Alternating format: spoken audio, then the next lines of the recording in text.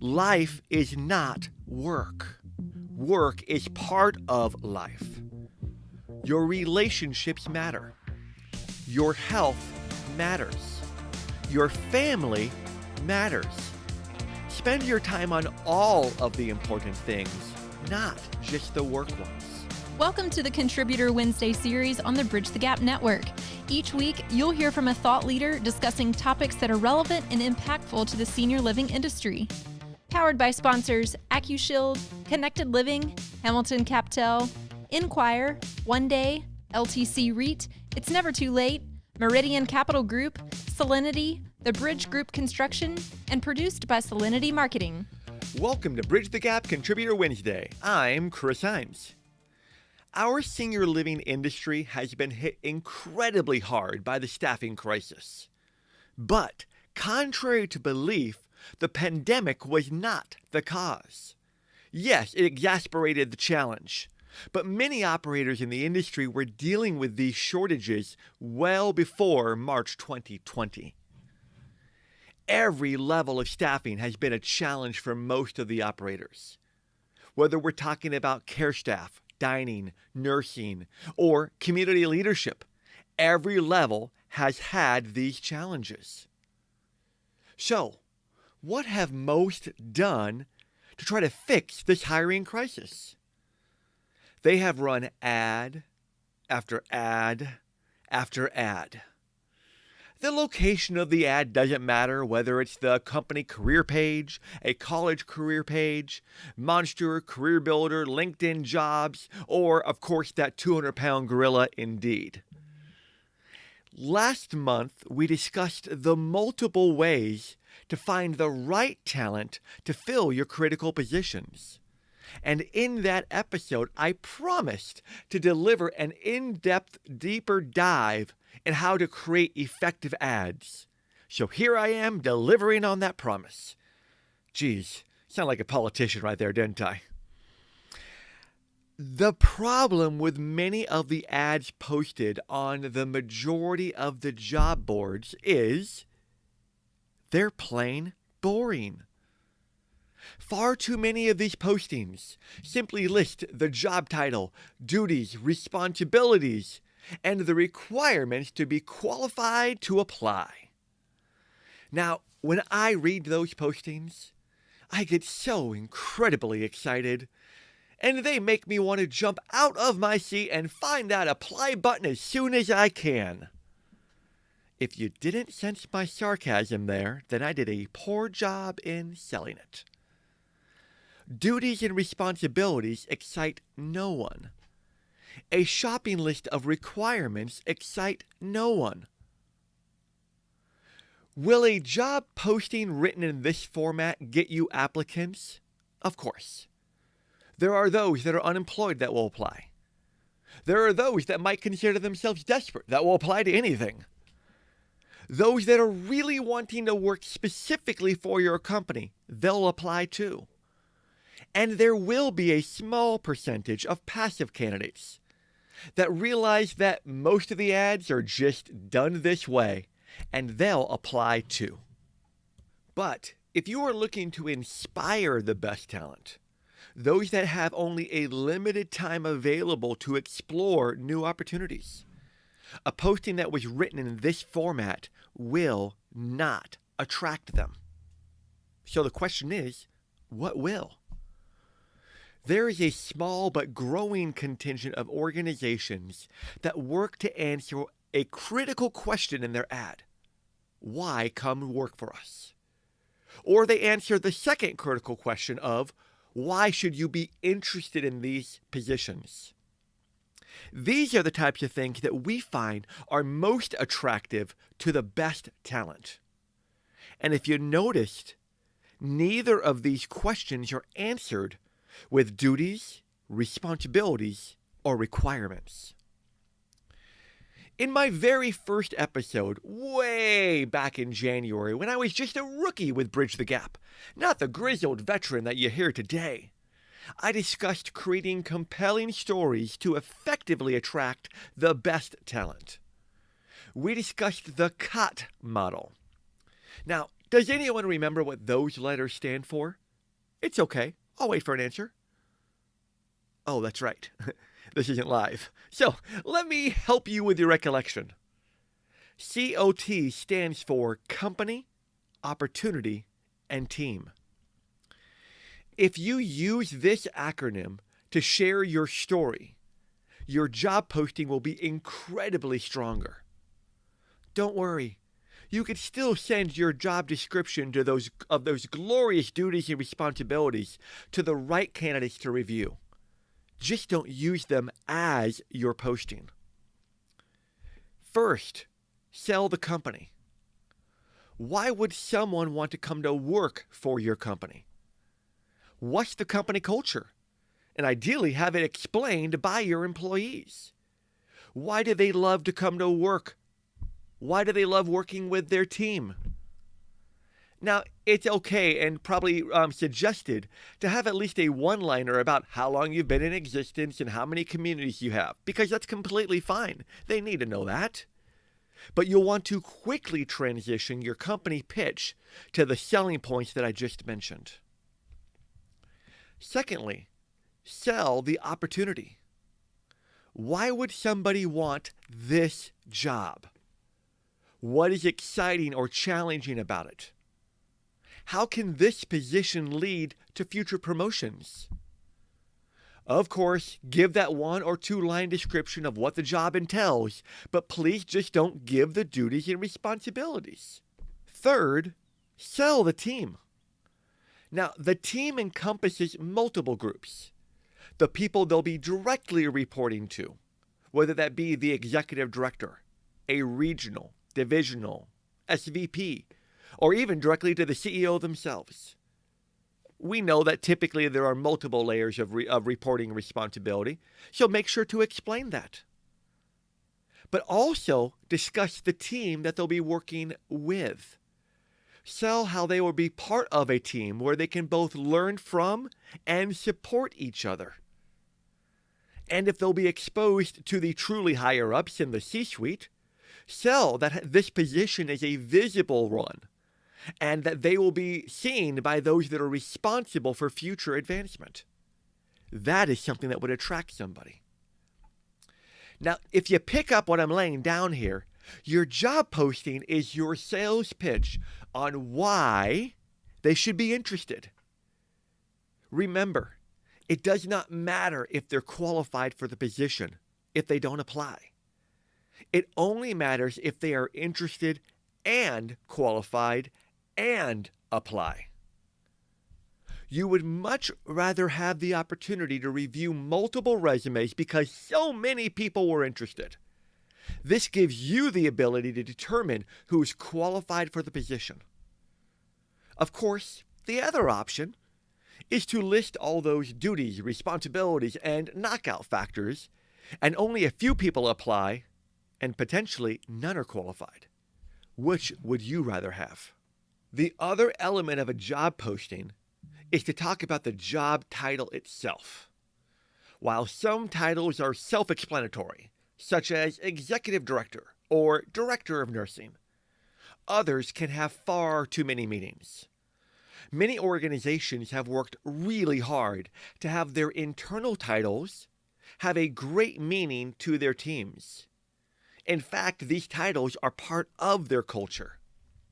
But unless your internal titles make sense to someone who is not currently part of your team, but hoping to become so, you should not use those internal titles in your job postings.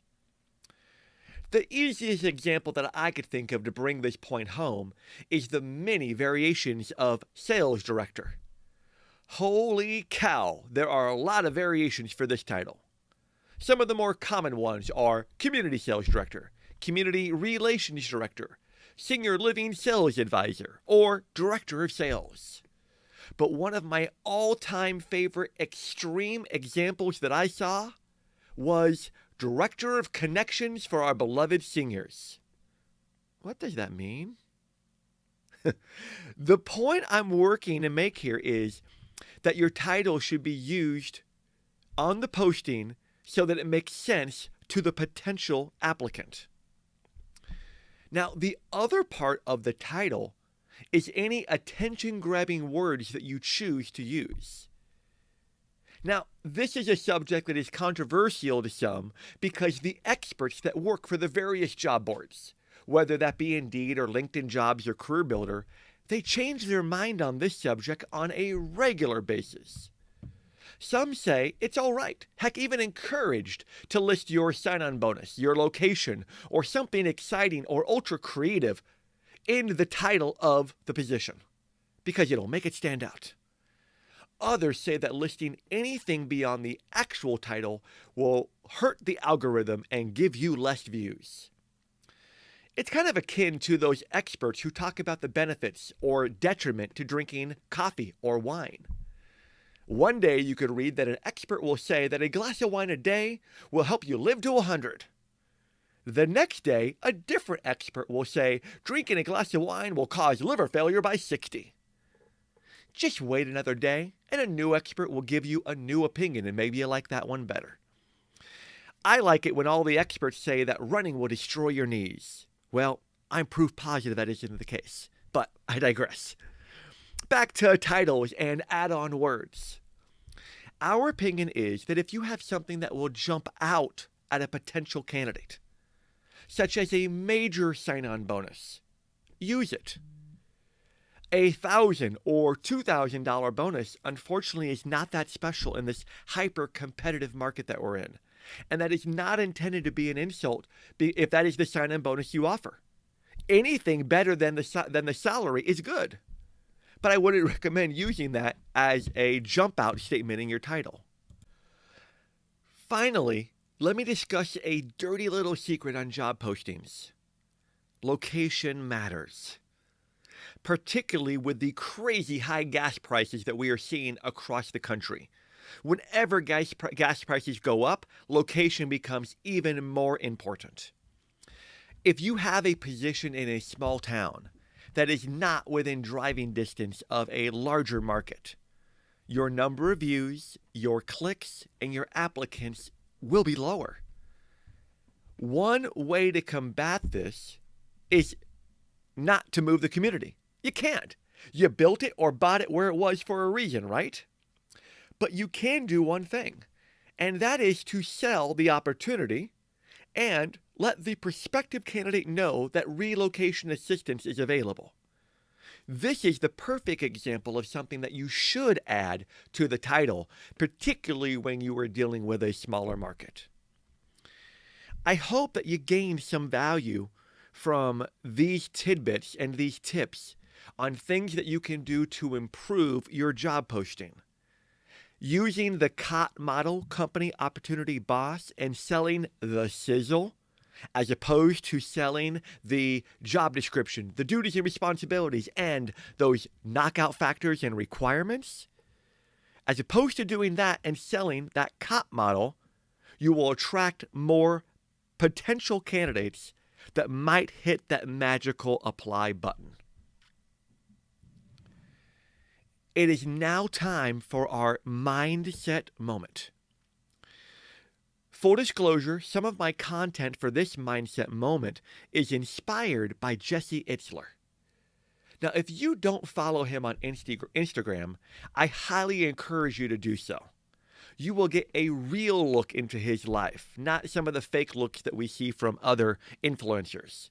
You'll see his family and life with Sarah Blakely, the inspirational stories that he shares, the amazing endurance adventures that he partakes in, how to build your life resume, and many, many more amazing stories.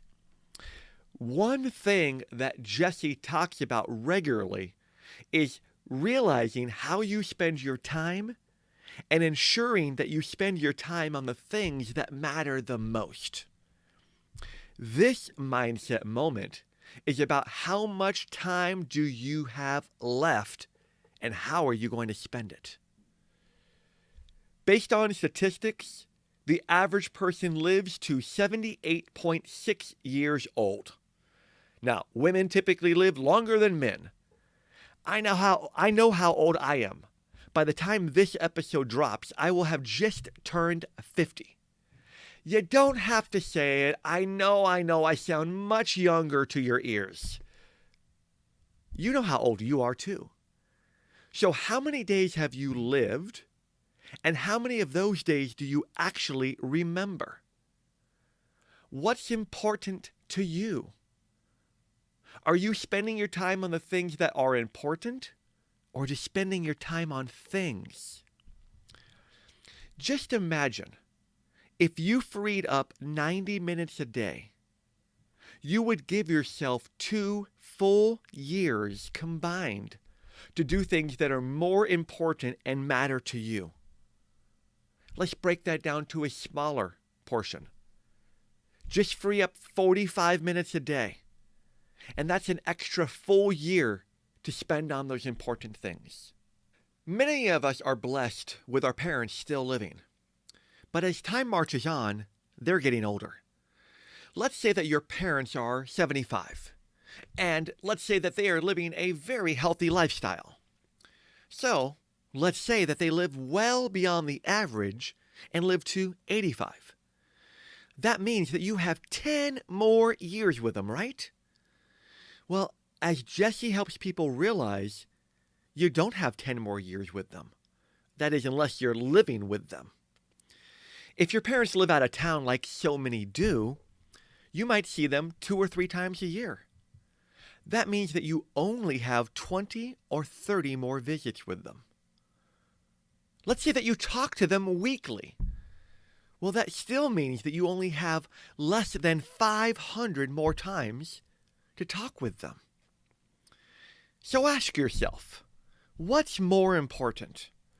Spending an extra 30 minutes on that spreadsheet, or fitting in a bonus conversation with your mom, with your daughter?